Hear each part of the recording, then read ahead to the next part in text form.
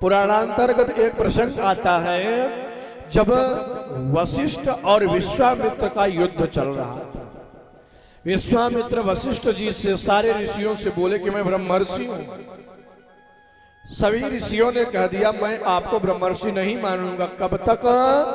बोले जब तक महात्मा वशिष्ठ आपको प्रमाणित नहीं करेंगे ना, तब तक आपको ब्रह्मर्षि नहीं माना जाएगा। इनके 100 पुत्रों का संहार कर दिए वशिष्ठ जी के विश्वामित्र। फिर भी वशिष्ठ जी जो है ना, वो विश्वामित्र को ब्रह्मर्षि नहीं बोले, राजर्षि कहते थे बस।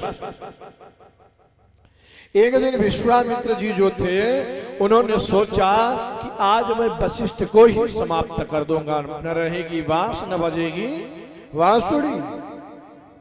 वशिष्ठ जी को मारने के लिए उनके दरवाजे पर छुपे थे कि जैसे ही वशिष्ठ आएंगे ना, उनका सर धड़ से अलग कर देंगे। उसी समय उनकी पत्नी जो थी वशिष्ठ जी की, वो बोली स्वामी आपके असंख्य पुत्रों को विश्वामित्र जी ने मार दिया और आप हैं पुत्र शोक महाकष्टम। पुत्र का जो शोक होता है ना, सबसे कष्टदायी होता है। और आप उनको ब्रह्मर्षि नहीं कह रहे हैं, क्यों? कारण क्या है?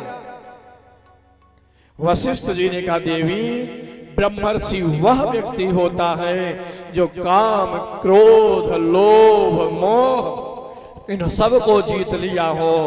वशिष्ठ जी के वशिष्ठ विश्वामित्र जी जो है, न काम को जीते, न क्रोध को जीते, न लोभ को जीते, किसी पर विजय नहीं प्राप्त किया। लोभ इतना कि केवल हम नंदिनी को उन्हें नहीं दिए, हमसे युद्ध करने लगे।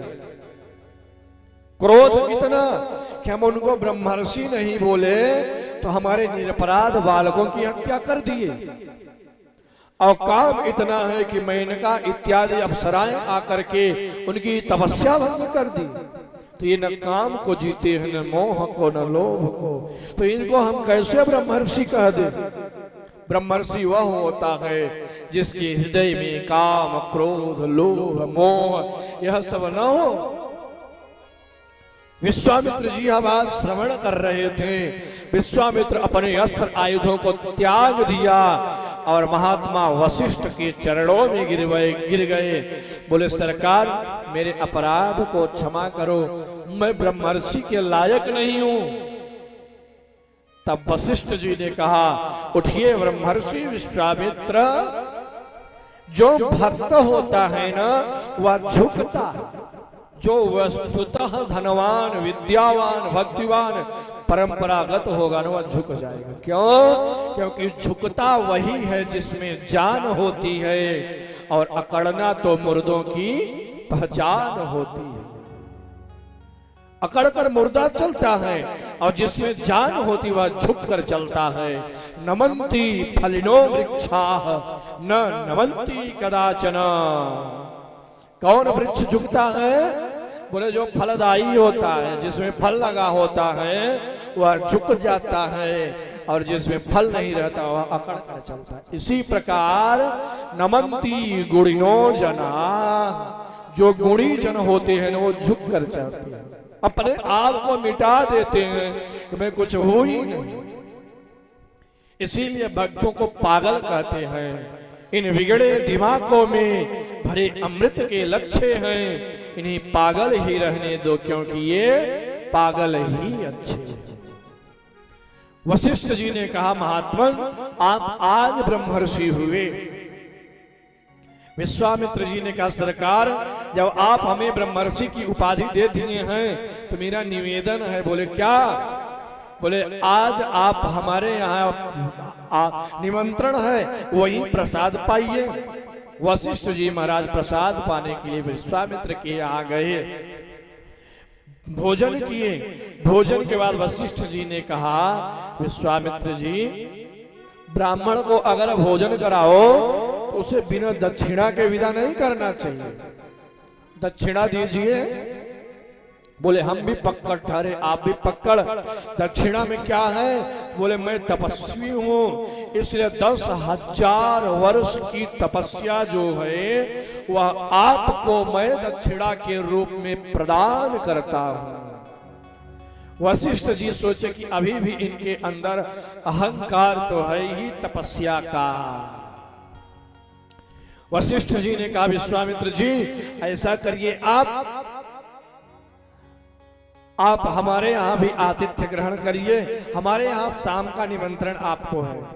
बोले फिर साथ ही चलते हैं। बोले हाँ चलिए। आए, विश्वामित्र जी को भोजन कराए वशिष्ठ जी। विश्वामित्र जी ने कहा हमें भी दक्षिणा देंगे? बोले हाँ देंगे ना। बोले क्या देंगे दक्षिणा में? वशिष्ठ जी ने कहा महर्षि विश्वामित्र आपको मैं अपना 2 क्षण का सत्संग दक्षिणा के रूप में प्रदान करता हूं। विश्वामित्र जी बोले अरे मैं 10,000 वर्ष की तपस्या जो है आपको दक्षिणा के रूप में दिया और आप 2 क्षण का सत्संग। वशिष्ठ जी ने कहा महात्मन आपके 10,000 वर्ष की तपस्या से कहीं ज्यादा श्रेष्ठ हमारा 2 क्षण का सत्संग है। बोले इसकी पुष्टि कौन करेगा, प्रमाणित कौन करेगा? बोले इसका प्रमाण भगवान शेष सबसे बड़े न्यायाधीश हैं, भगवान शेष के पास चलते हैं। बोले चलिए। दोनों ऋषि जो हैं महर्षि भगवान शेष के पास आए,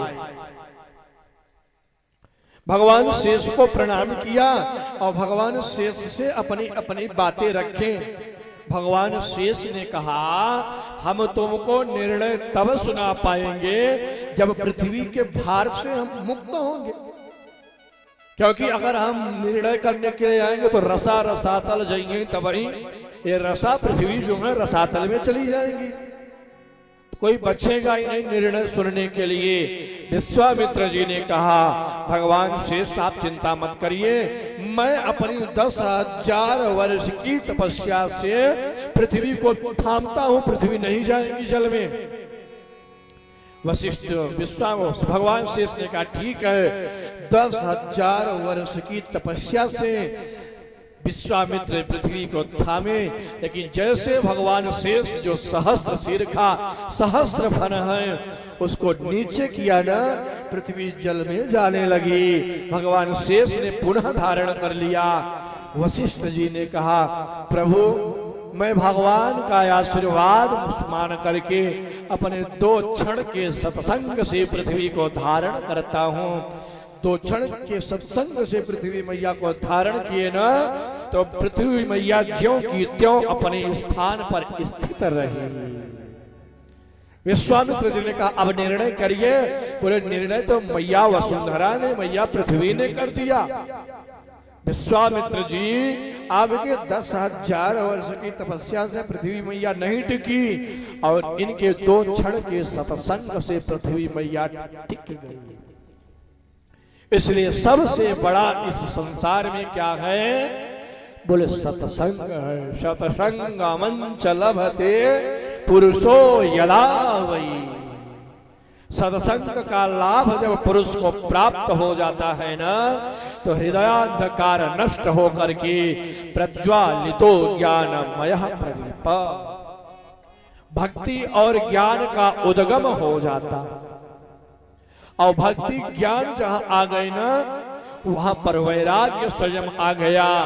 और भगवान का वचन है जहां पर ज्ञान वैराग्य और भक्ति एक साथ रहेंगे ना उस स्थान को मैं कभी छोड़ता नहीं हूं, वहीं पर मेरा निवास होता है।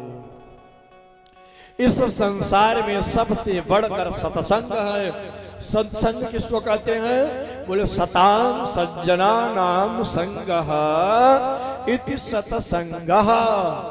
जहां पर अच्छे पुरुष, ऐसा नहीं कोई जटाधारी है बाल बढ़ाए हैं भगवान पाने तो नहीं के पास जाए, कोई अच्छा है जो भगवान का भजन करता है, जिनके पास जाने मात्र से भगवान की कथा का उद्गम होता है, ऐसे संतों का साथ करना चाहिए।